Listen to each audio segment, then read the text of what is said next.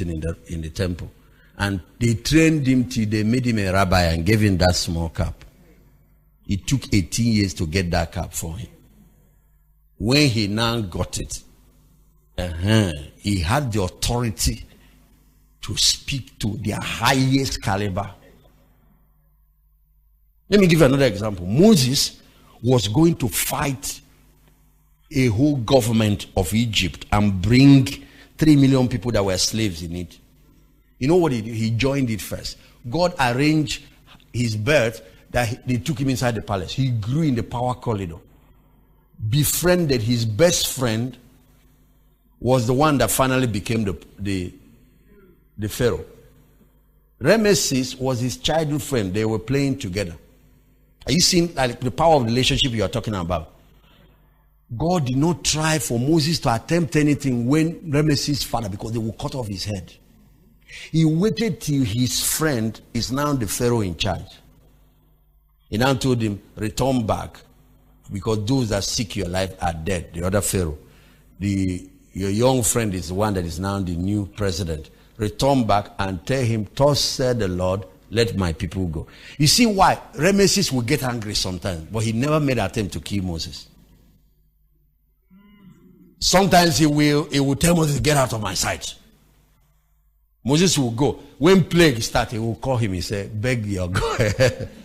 Now, even the power to negotiate, to be able to come, access Aso Rock anyhow, God needed, because is there anybody that you can say, go and tell Jonathan, where will you enter that place from? You trek, you get to Aso Rock, you say in the prayer, he says, soldiers, the Lord has sent me to the president. You know what they will do to you?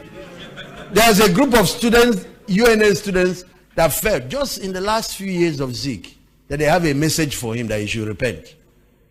And they got up after praying. They went to his own and he was there and went to the gate. And the security man said, who are you? Who are you looking for? He said, we want to see the Weller of Onitsha. He said, why do you want to see him? He said, we have a message from God. God said we should come to tell him. When they finish beating them, if you see we have they said, the Lord will judge you. They used gun and gave them further. Have you seen how God,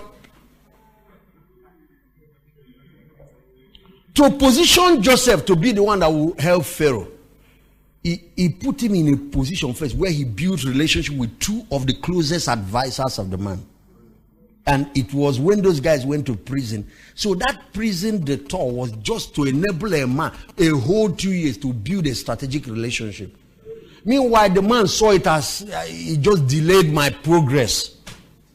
But God knew that there is no way, no amount of magic will just carry him there and put him there.